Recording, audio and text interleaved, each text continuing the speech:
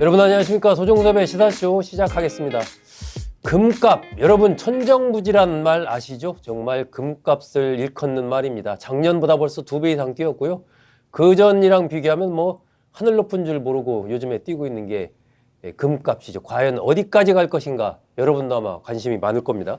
그런데 이 금값을 이렇게 천정부지로 오르게 한 그 주인공이 트럼프 대통령이다, 이런 얘기가 지금 나오고 있다고 합니다. 워낙 이게 뭐 갑자기 그린란드를 뭐 가져가겠다 얘기하고 또 말 안 들면 관세 매기겠다 얘기하고 종잡을 수 없는 행동을 하다 보니까 불안감이 커지고, 그러다 보니까 안전자산인 금에 대한 선호도가 확 올라가면서 금값이 하늘 높은 줄 모르고 지금 뛰고 있다, 지금 이런 얘기가 나오고 있습니다.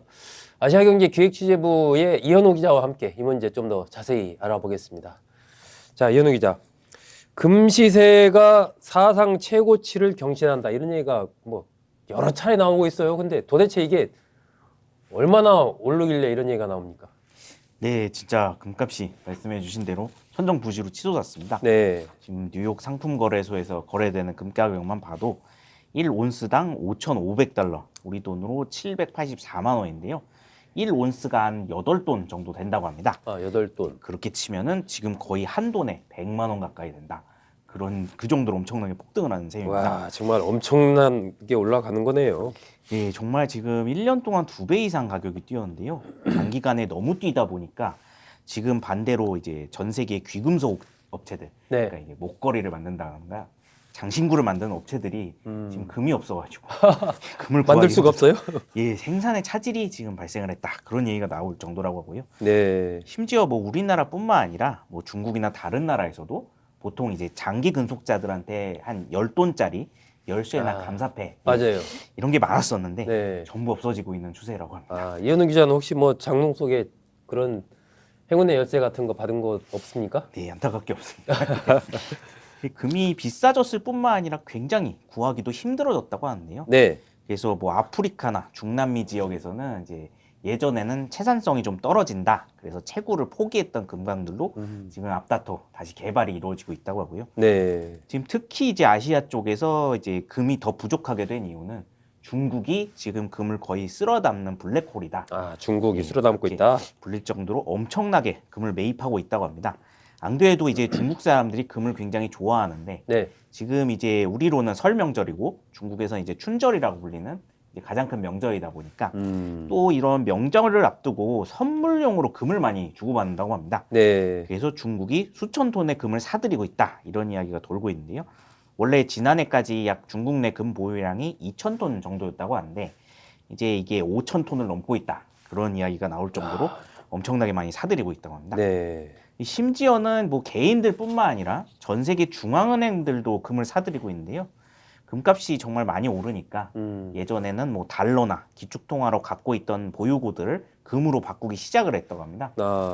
또 세계금위원회라는 곳에서 집계를 해보니 네. 지난해부터 세계 각국의 중앙은행들이 1년에 금을 이제 1,000톤 이상 사들이고 있는데요.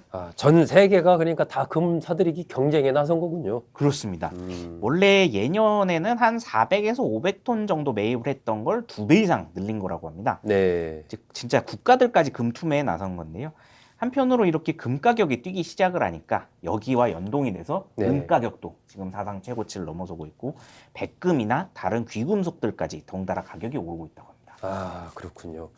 이현우 기자 설명 듣다 보니까 우리나라 중앙은행은 금을 얼마나 사들였을까 갑자기 궁금해집니다. 자, 그런데 이 금값 상승의 주범이 트럼프 미국 대통령이다, 이런 얘기가 나오는데 그 이유는 뭡니까? 네, 그거는 사실 이제 일단 트럼프 대통령이 워낙 이제 예측 불허한 외교 정책을 많이 벌여서 그렇기도 하고요. 일단 트럼프 대통령 임기 전후로 금값이 2배 이상 뛰었습니다.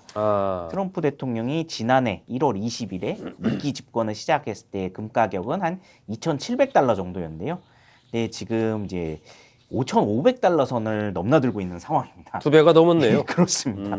이런 이야기가 나오게 된 배경은 아무래도 트럼프 대통령이 임기 초반부터 공세적인 외교 정책을 벌였기 때문인데 취임 일성부터 관세 전쟁으로 시작을 했습니다. 지금 우리나라뿐만 아니라 전 세계적으로 상호 관세 압박을 넣고 있고요. 그리고 또 전무후무한 베네수엘라에서 이제 마두로 대통령 체포 작전, 네. 이런 대규모 군사 작전도 벌였고 또 덴마크령인 그린란드를 이제 매입을 하겠다. 그리고 팔지 않으면은 군사적 옵션도 걸어놨다. 맞아요. 예, 대서양 동맹이 거의 무너질 뻔했습니다. 이렇게 예전에는 상상도 못할 외교적 마찰, 군사 행동을 벌이니까 시장이 너무 불안해지고 있는데요. 한편으로는 트럼프 행정부가 계속 추진하고 있는 달러 약세 정책, 이것도 굉장히 큰 한몫을 한다. 그런 이야기가 나옵니다. 트럼프 대통령이 이제 계속 달러 가치가 너무 높다. 그래서 미국의 수출 제품들이 가격 경쟁력에서 밀린다. 이렇게 주장을 하고 있습니다. 또 미국 연방준비제도에도 금리를 그래서 낮춰야 한다. 계속 주장을 하고 있고, 네. 심지어 지금 이제 연주 의장하고 정치적 마찰까지 일으키면서 이제 불안감이 더 커지고 있는데요. 그래서 미국에서 금리 정책, 경제 정책에도 트럼프 대통령의 입김이 너무 강해지니까 투자자들 입장에서는 이제 불안감이 커질 수밖에 없고, 네. 안전자산인 금을 사들이는 게 제일 낫다. 그러면서 수요가 겹치는 상황에서 투기 세력들까지 금 사재기에 나서서 이제 엄청난 속도로 가격이 올라갔다. 이런 분석이 나옵니다. 예, 트럼프 대통령이 일조를 한 것은 뭐 분명해 보입니다. 어쨌든 세계 정세 자체가 지금 불안해진데 트럼프 대통령이 또 역할한 부분이 있는 거죠. 최근 보면 뭐 푸틴 대통령은 우크라이나를 침략하고 또 시진핑 중국 주석은 전부 또 군부의 실력자들 다 숙청하고 트럼프 대통령은 도대체 이게 정책을 종잡을 수가 없을 정도로 예측 불가하고 이 전 세계의 강국들이 전부 리더들이 참 알 수가 없는 것 같아요. 그러다 보니까 이 안전자산에 대한 선호도가 날로 올라가는 것 같습니다. 자, 그런데 아까 이현우 기자 설명대로 온스당 5,500달러, 우리 돈으로 784만 원, 한 돈에 거의 100만 원꼴 된다. 이 정도면은 사실 야, 이거 올라갈 만큼 올라간 거 아니야? 더 올라가겠어? 떨어지지 않을까? 이렇게 생각할 만도 한데 이게 사실 작년에도 그랬거든요. 예, 그렇습니다. 작년에 올라갔을 때도 야, 금값 이제 올라갈 만큼 올라갔다. 천정이다. 이제 떨어진 일만 남았다. 그랬는데 계속 올라갔단 말이에요. 그러면 지금 단계에서 이게 앞으로 금값 더 올라갑니까? 지금 아니면 꼭지에 있어서 이제 떨어지는 겁니까? 네, 사실은 말씀해 주신 대로 그동안의 상승세만 보면은 가격이 한번 꺾여야 정상이라고 하는데 네. 좀 더 갈 거라는 전망들이 아직까지 지배적이라고 합니다. 아하. 뭐 지금 금 거래 관련한 전문가들 얘기로는 조만간 온스당 6,000달러도 넘어설 거고, 아하. 심지어 올해 내로는 7,000달러 선도 넘어설 수 있다. 아, 이런 그런 얘기가 전망까지 나오거든요. 나와요? 그렇습니다. 이렇게 바라보는 이유는 결국에는 트럼프 행정부가 올해도 계속 큰일을 벌일 것이다. 이런 우려 때문이라고 합니다. 트럼프 대통령이 미국 대통령으로 있는 한 금값 더 올라간다 이 얘기군요. 예, 그렇습니다. 특히 이제 지금 트럼프 대통령이 이란 사태에 군사 개입을 할 것이다. 이런 이야기가 나오면서 네. 금값이 한 번 더 폭등을 할 조짐을 보이고 있는데요. 지금 뭐 중동 지역으로 미군 전력들이 많이 배치가 됐다고 지금 보도가 나오고 있고요. 네. 지금까지 알려진 것만 해도 한 5만 명 정도가 배치가 됐다. 그러면은 이제 베네수엘라 마두로 대통령 체포 작전보다 2배 이상 많은 네. 병력이 지금 배치가 됐다고 합니다. 아하. 그리고 또 미국 정보 당국에서도 이란 정부가 지금 취약하다 이런 보고가 들어갔다고 하고요. 그러다 보니까 이제 백악관 내 강경파들이 트럼프 대통령한테 빨리 이란을 공격해서 시위대 구원에 나서야 된다. 지금 설득 작업까지 하고 있다고 합니다. 네. 그러니까 만약에 이제 미국이 이란을 정말 공격하게 되면은 중동 상황이 좀 걷잡을 수 없게 될 거고, 그러면 이제 국제 유가나 금값은 특히나 엄청나게 큰 영향을 받을 걸로 예상이 되고 있습니다. 네. 또 하나 변수는 또 미국 정부의 셧다운직의 우려라고 하는데요. 최근 미국 미네소타주에서 연방이민세관 단속국 요원의 총격에 시민들이 사망한 사건이 있었습니다.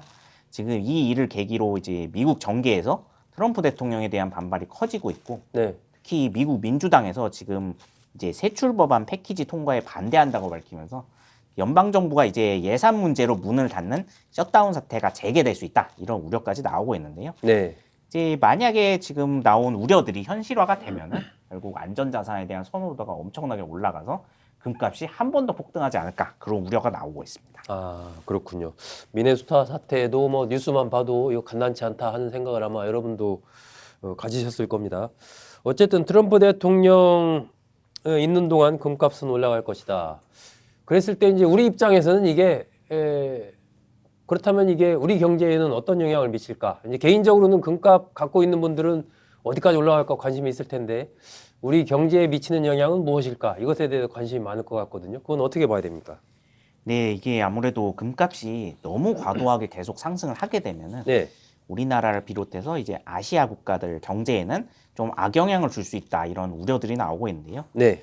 이 금과 같은 안전자산 수요가 강해지면은 이제 시장 불안감이 그만큼 크다는 의미고, 그럼 이제 주요 투자자들 입장에서는 지금 사실은 경제로만 봤을 때는 미국이 가장 튼튼한 나라인데 지금 미국 자산을 믿지 못해서 이제 금을 산다는 얘기잖아요. 아, 그러면 아시아 쪽 금융 자산을 사겠냐는 문제가 발생을 합니다. 아, 미국도 저런데 아시아를 사겠냐? 예, 그렇습니다. 그래서 미국 자산 비중을 줄이는 만큼 아시아 쪽에서도 다른 이제 금융 자산을 팔고 금을 살 가능성이 높아진다는 건데요. 결국에 이런 현상이 과도해지면은 우리나라 증시나 환율도 이제 한번 크게 악영향을 받을 가능성이 있다고 합니다. 네. 특히나 지금 우리나라는 지난해부터 굉장히 빠른 속도로 증시가 급등한 상황인데요. 네. 뭐 5,000p, 1000스닥 달성했다고 연일 지금 뉴스에 나오고, 지금 상당히 많은 사람들이 주식 투자에 뛰어든 상황인데, 네. 이런 상황에서 이제 금시세가 계속해서 이제 뛰면서 경기에 대한 불안감이 커지게 되면은 이런 부분에서는 좀 갑작스러운 변동성이 발생할 수 있고, 이로 인해서 아시아 쪽 금융 당국들도 지금 이런 변동성이 갑자기 발생하는 것에 대비해서 경계심을 많이 키우고 있다고 합니다. 요즘에 뭐 증시 분위기 워낙 좋잖아요. 이것에 그냥 마냥 취해 있는 건 약간 위험할 수도 있다. 뭐 그렇게 볼 수도 있겠네요. 예, 그렇습니다. 좀 여러분도 투자에 참고하시기 바랍니다.